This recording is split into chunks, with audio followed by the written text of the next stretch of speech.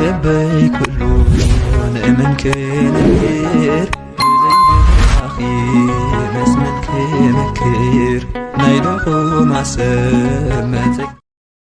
سلام ቤተሰብ ማይ ዩቲዩብ ከመኒኹም ተሓንዲኹም ከምታ ኣነ ሰላም ዘለኹዎ ሰላም ክትህሉ ልባውቱን ይዘዩ ንሎማዓንቲ ሒዘልኩም ዝመጻኹ ቪድዮ ደሞ ናይ በቀደማይ መቐፀልታ ከላይ ክፋል ሒዘልኩም ክመጽእ ሳሮንና ኣባ እዮብ ዝብል ማለት እዩ። ከላይ ክፋል ናእከብለኩም ሳሮን ነቲ ኣባ ዝሃባ ናይ ባትሪ ምሳላ ከም መምርሒ ተጠቒማ ንሰለስተ ዓመታት ከይተሓለለት ሰርሐት።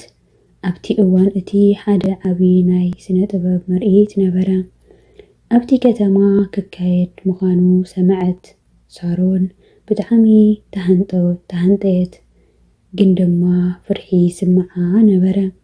ሓደ ምሸት ነባ እዮብ እናሓገዘት ከላ ኣቦ እቲ ምርኢት ክሳተፍ ደልየ ኣለኹ ብምባል ግን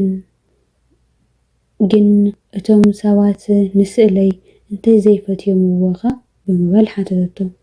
ወይ ድማ እዚ ስራሕ እዚ ትርጉም የብሉን እንታይ ኢሎምንኸ ብምባል ደጊማ ሓተተት። ኣባ እዮብ ድማ ናብቲ ናይ ቀደም ባትሪ መልእኽቱ ፍሽኽ እናበለ ኣመልከታ።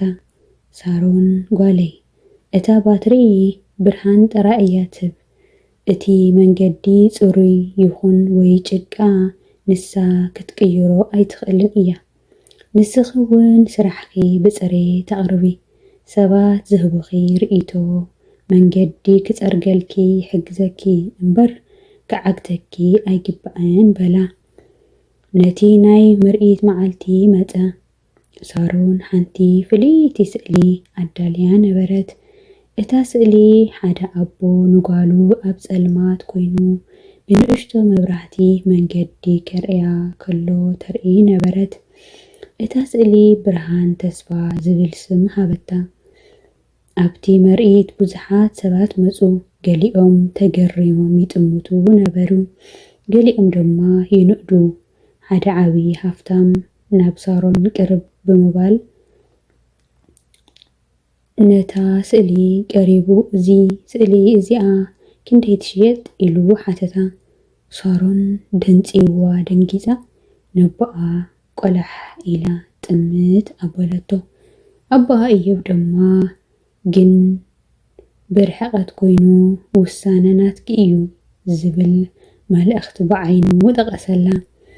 ሳሮን ንነዊሕ እዋን ስቕ ኢላ ብምሕሳብ እዛ ስእሊ እዚኣ ንምሸጣ ኣይኮነትን በለቶ። እቲ ነጋዳይ ገረሞሞ ስለምንታይ ብምባል ተገሪሙ ሓተታ። ብዙሕ ገንዘብ ክኸፍለኪ እያ እና እዛ ስእሊ ሽጥለይ ወይም ደሞ ሃብኒ በላ።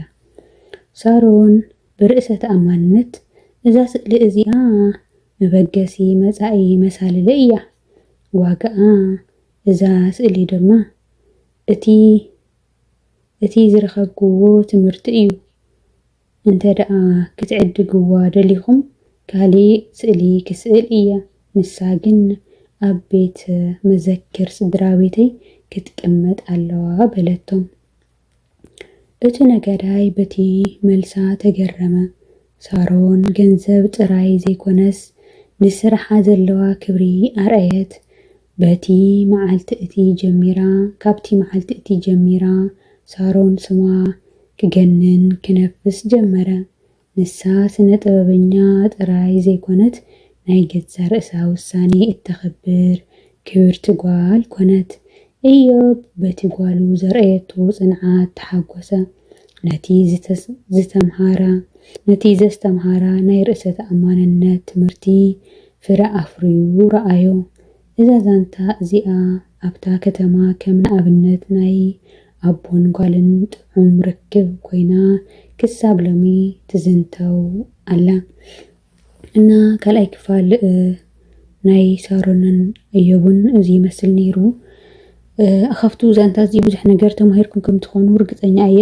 ብሓቂ ብዙሕ ነገር ክትመሃር ትኽእል ኢኻ። ናይ ሳራ ናይ ባሳሮን ዓርሲ እምነት ናይ ኣቦኣ ናይ ትምህርቲ ጥበብ ከመይ ገይሩ ልጓል ከም ደረዳእ ብምሳሌ ገይሩ ካብኡ እሱ ዋላ ካብ ኣቦኣ ኣምሂርዋ ተረዲኣ እውን እሳ ተማሂራ ኣብ ተግባር ውዒላ ለርእየቶ ኮንፊደንስ ለርእየቶ ዓርሲ እምነት ኮታስ ብዙሕ ነገር ተማሂርኩም ትኾኑ ኢኹምና ክእለት ብቻ ለይኾነሲ ዋላ ሞያ ሃሊካ ዋላ ፍልጠት ሃሊካ ዋላ ክእለት ሃሊካ ዋላ ብዙሕ ነገር ሃሊካስ ዓርሲ እምነትና ዋጋኻ ምፍላጥ ልትሰርሖ ስራሕለ ዋጋ ማሃብ ለድሊ ምዃኑ የኣነ ብዙሕ ነገር ተማሂረ ካብዚና ኣቦ ንጓሉ ክሳብ መወዳእታ ክመርሓ ይኽእል ግን ከመይ ጌራ ከም እትኸድ ግን ከርእያ ይኽእል ካብ ብድሕሪኡ መቕፀል ናይ ተጓል ወይ ድማ ናይ ተወዲ መሰረት እምበይ ወለድና ዕድሞም ልክዕላ መርሑና ክነብሩ ኣይክእሉን ኣፍታ ናይ ንእስነት ግዜና በዚኣ ኸይድ ከምዚኣ ገር በዚኣ ውፃእ ክብሉና ይኽእሉ ካብኡ ልኽዮ መቕፀል ግን ናትና ግደ እዩ ኢለ ይሓስብና ክብራት ኣሕዋተይ ካብዚ ዛንታ ብዙሕ ነገር ተማሂርኩም ክትኮኑ ተስፋ ይገብር ንእትህውኒ ምብርትታዕ ደሞ እግዚአብሔር ኣምላኽ ይኽብረለይ ብጣዕሚ እየ ለመስግን ሕዚ እውን ምብርትታዕኹም ይፈልየኒ ላይክ ሼር ሳብስክራይብ ናገበርኩም መበረታትዑኒ ብሩኽ መዓልቲ ብጣዕሚ እየ ልፈትየኩም ሰሰናዩ ናይ ልበይ ኩሉ ንእመን ክነብር ብዘይብራኺ መስመን ክመክር ናይ ድኹም ዓሰብ